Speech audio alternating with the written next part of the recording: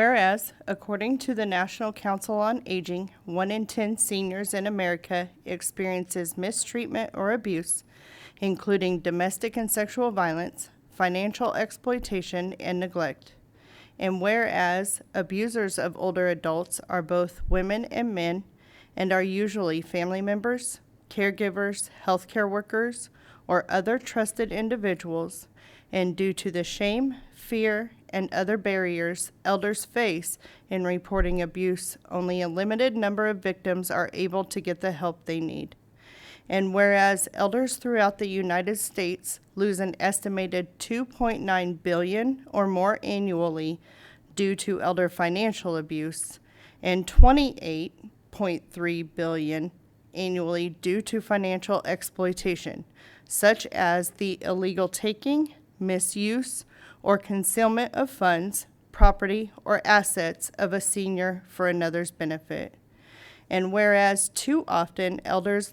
abuse threatens the livelihood of older individuals, erodes their extraordinary potential, and increases their risk of death by 300% compared to seniors who have not been mistreated.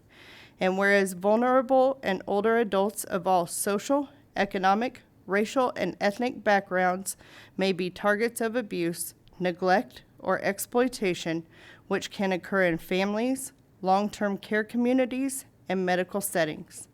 And whereas we all have the responsibility to support the safety, welfare, and dignity of vulnerable and older adults, and must work toward ending elder abuse by assisting victims in accessing the information and supportive services they need, creating better and more resources for older adults in need, instituting effective intervention and prevention policies, and engaging in discussion with family members and peers to promote awareness and prevention of the quiet epidemic of elder abuse. Now, therefore, June 2026 is proclaimed as Elder Abuse Awareness Month and urges all citizens to work together to help protect elder adults from abuse, neglect, and exploitation, because it is imperative that we refuse to tolerate the indignity of elder abuse.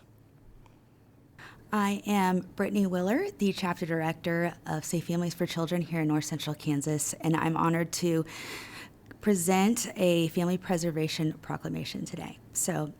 whereas all children need the care, love, security, and stability of family unity, including parents, siblings, grandparents, and extended family members, to provide a solid foundation for healthy growth, development, and well-being. And whereas strong families are the cornerstone of strong communities, and whenever possible, and without compromising child safety, preserving and strengthening families is the best path toward ensuring children have safe, permanent, and loving homes. And whereas approximately 70% of children who enter the child welfare system do so because of family crises resulting in neglect, not because of abuse. And many of these situations can be addressed through early intervention, community support, and practical assistance before families reach a breaking point.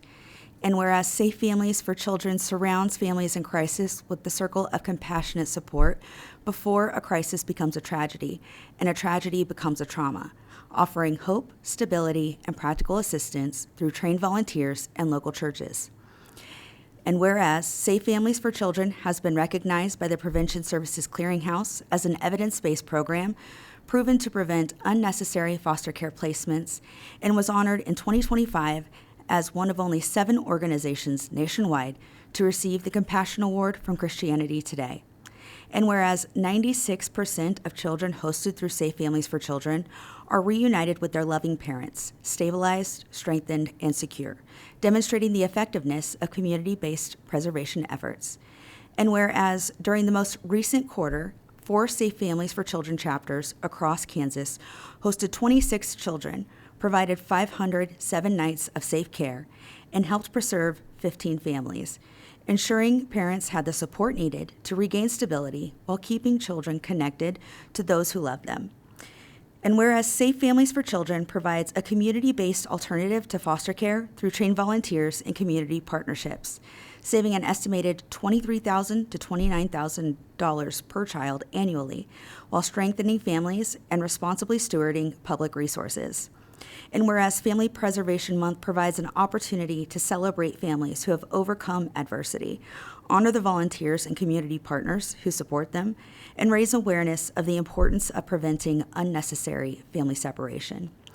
Now, therefore, be it proclaimed the month of June 2026 as Family Preservation Month, and encourages all residents, organizations, faith communities, and civic leaders to support efforts that strengthen families, prevent child neglect, promote child well-being, and ensure that every child has the opportunity to grow up in a safe, stable, and loving family.